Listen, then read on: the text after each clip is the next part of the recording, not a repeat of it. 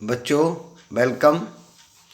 आज हम तुम्हारा 10वें चैप्टर में कार्य ऊर्जा और सामर्थ्य चलाते हैं।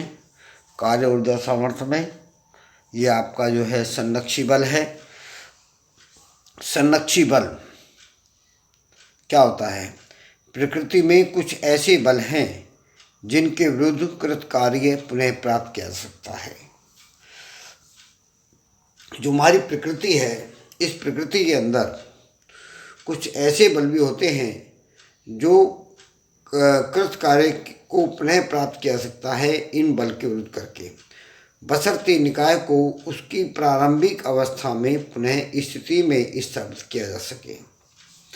और ऐसे बलों को हम संरक्षी बल कहते हैं, जैसे गुरुत्व बल है, चुंबकीय बल है, विद्युत बल है आदि। तो इसका मतलब ये हो गया कि विद्युत क्षेत्र, चुंबकीय क्षेत्र और चुंबकीय बल, विद्युत बल में अगर ये प्रकृति में कुछ ऐसे ये जो बल होते हैं, इन बल जिनके विरुद्ध हम कार्य पुनः प्राप्त किया जा सकता है और बशर्ते उनकी निकाय की जो प्रारंभिक अवस्था में उन्हें पुनः स्थापित किया जा सकता है, और ऐसे बलों को हम संरक्षी बल कहते हैं। तो इसका मतलब समझ गए ना? इसका मतलब है कि बल के विरुद्ध कार्य करके पुनः प्रारंभ स्थिति में आ जाएं और आरंभिक स्थिति में आने के बाद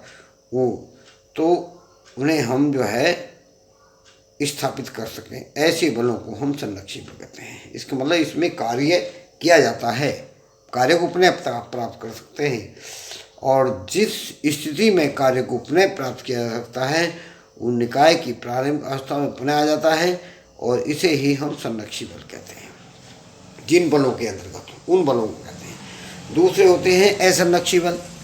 असंरक्षी बल ऐसे सभी बल जिनकी प्रारंभिक स्थिति में जिनके द्वारा वस्तुओं की सापेक्ष स्थिति का विरोध करते हैं, इस स्थिति में कार्य को पुनः प्राप्त नहीं किया सकता, ऐसे बलों को हम असंरक्षी बल कहते हैं।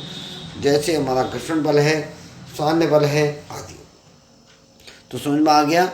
ऐसे सभी बल की उपस्थिति में जिनके द्वारा वस्तुओं की सापेक्ष स्थिति का विरोध होता है, वस्तु जो करती सापेक्ष स्थिति होती है उसका वो विरोध करते हैं, इस स्थिति में कार्य को पुनः प्राप्त नहीं किया सकता, और जब कार्य उसे हम उसी स्थिति में नहीं ला सकते तो ऐसे बलों को हम जो है संरक्षी बल, असंरक्षी बल कहते हैं।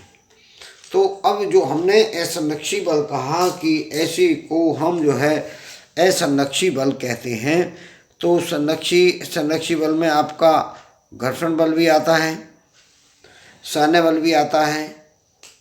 तो इस तरीके से इसी का एक दूसरा रूप होता है केंद्रीय बल। इससे आगे चलते हैं।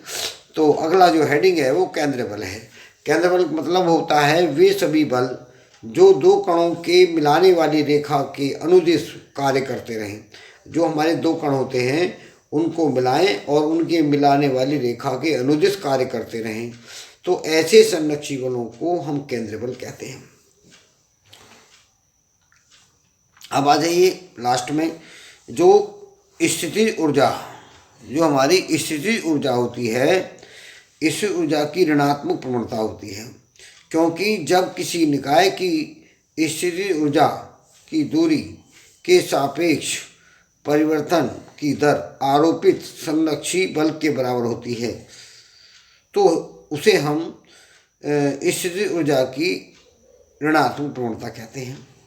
तो इसे हम -du/dx = f होते हैं, f = -du/dx। du/dx को हम कहते हैं इस ऊर्जा की ऋणात्मक प्रवणता दर को, ये आणुक प्रवणता दर होती है, को हम संरक्षी बल भी कह सकते हैं।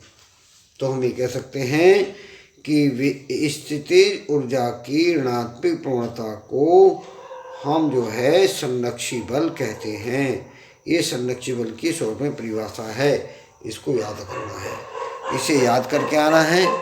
और जो हमने ये बताया है लास्ट में कि किसी निकाय की स्थिति ऊर्जा दूरी के सापेक्ष परिवर्तन की दर है, आरोपित बल के बराबर होती है।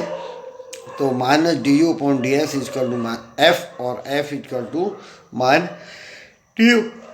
ये ओके, इसे आपको याद करना है, ठीक है।